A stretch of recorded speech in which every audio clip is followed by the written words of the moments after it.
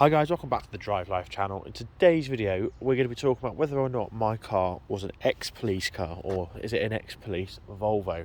Now I've had so many comments over the 2 years that I've had this car about whether my car is an ex-police car. A lot of you have noticed the LEDs and the grille, and then a few of the sort of more astute viewers or more sort of clued up or nerdy like me have noticed that this car's got a couple of police modifications on it as well that were only offered to the police market. So yeah, let's talk about that now. So it actually wasn't a ex-police car, interestingly enough. It's never been used for driving flat out on blue lights. It's never been rammed or shunted or chaos driven or anything like that. It's been a fairly look at the state of that. It's been a fairly light use car as far as I'm aware. Obviously I bought this car from an auction, so you never can be sure, but it's only had 3 previous owners, me being the 4th. These lights I actually fitted myself, and I'll talk about why in a second. There's also another police modification on this car, which is the grille back here. So I managed to do a bit of digging on a previous owner, and it was involved with someone within the police. That's why a number of these modifications I haven't added are present. So first one is an uprated torque converter in there. Police spec cars had those mainly to cope with the extra temperatures that police cars face when they're driving flat out. Then we've also got the big brake kit on my car. I've got 336 millimeters discs and brake calipers compared to the standard cars, which came with 316. So that's an interesting one. Also the pad is wider across the caliper as well. It's like a bigger, longer pad, which is always quite interesting. I'll show you the next one. The next one is, of course, the dipstick. Now, yeah, like I said, the nerdier or the more astute of you guys noticed that yeah, this car has a dipstick, and they didn't come with dipsticks as standard. Now this was an option on the police cars that Volvo develops. This car had it fitted. I actually fitted it myself. I did a video on it. I bought the parts from eBay from a dealer who supplied police vehicles to police forces, so they had all the bits.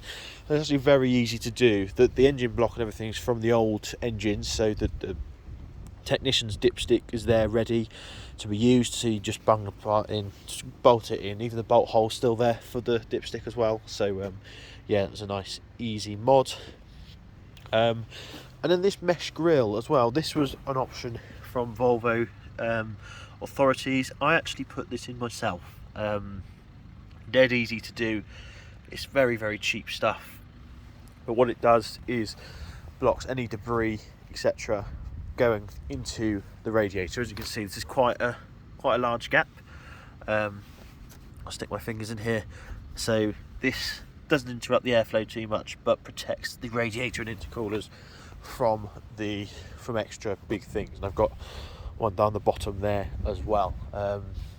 Yeah, just an eBay job on that. But let's take a look now at these lights in the grille, because I'm sure that's what most of you guys want to know about. And here you go. So I'm sure a lot of you are quite disappointed with the fact they're orange and not blue. These were fitted by me for a bit of work that I was doing that involved driving on building sites. I'd rather drive around a building site than walk around it, and I had to have the orange lights fitted. So we've got some in the back, although the back ones I've disconnected. But yeah, they look, I suppose, like emergency lights, but they're actually orange lights.